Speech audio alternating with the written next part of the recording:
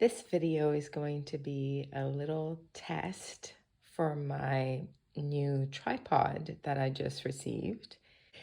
So I wanted to share this tiny video about my um, sketchbook that I started at the beginning of the summer. So first, it's just a regular watercolor paper sketchbook that I glued on this poster that was inside one of the magazines, old magazine that I have. I think either Project Calm or Flow, one of those kinds of magazines that's just beautiful and full of inspiring things. So I decided to take the poster and glue it to make the cover a little bit more personalized. Okay, the first page is blank because I want to do some kind of exciting intro page that I don't know yet what I'm going to do. So it's blank. And the fear of the first page is, it's real. It's definitely real. So I've learned to, just like in my bullet journal, I often skip the first page because then it's not so scary. And then I go back to it and decorate it as I get some inspiration. So moving on from that first blank page, I started a class that was hosted by Lisa Congdon on the website called Creative Bug. There was a free offer of some kind, so I decided to sign up and found some sketchbook related classes, something to spark creativity.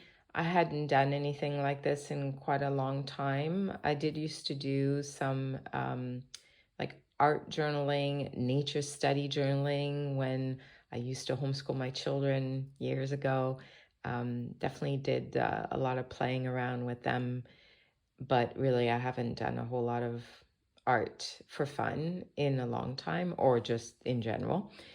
So I wanted to learn a little bit more and kind of figure out what my style might be or just what brings me joy to do what's good for my mental health as well, because I love colors and I love to play with colors.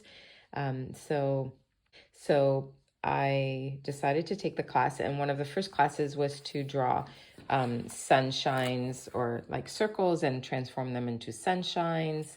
And then after that, we painted some colorful circles and also used the lines that we learned in the previous lesson to make some more sunshine.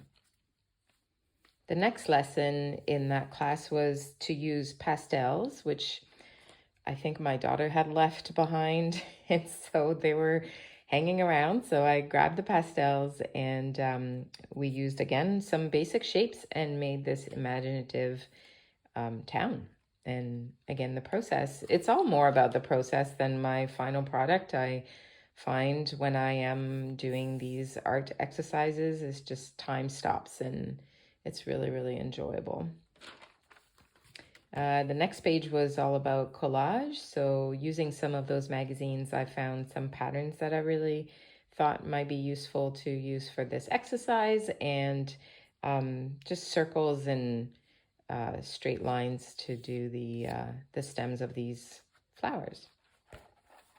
So very similar, but all these pieces of paper were actually painted with watercolor paint and then cut, and then we did the sculptures.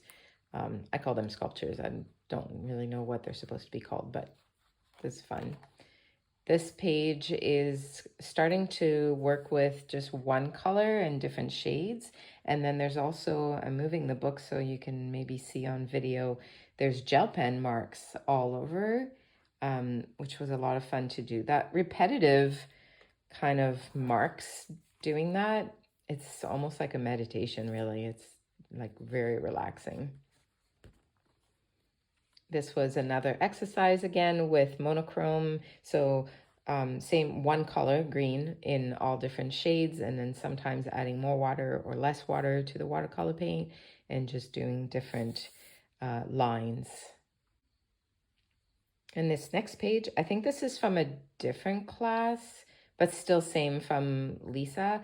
And again, playing with the same kind of color and then adding some detail lines after the paint is dry. This is a still life. That's supposed to be a lemon. I don't know if it really looks like a lemon, but it's supposed to be a lemon. And oh yeah, I did another class by her exercise, and these are done with felt pens, which are so much fun. I usually use them in my planner or bullet journal, but I hadn't used them in an art piece like this. So we did all these like rectangle shapes, and then went over with a gray felt pen after and did all the circles. So it's supposed to be similar to stained glass. It makes me think of those chocolate mini eggs, but I really like the effect. It was really cool. And then we did another one, similar idea, where you do the background first. So these are also felt pens, all kinds of different lines, different colors. And then after that, we're using the like black pen to draw these botanical inspired drawings, and use some white gel pen to do little dots and lines to add to it. So yeah, so much fun.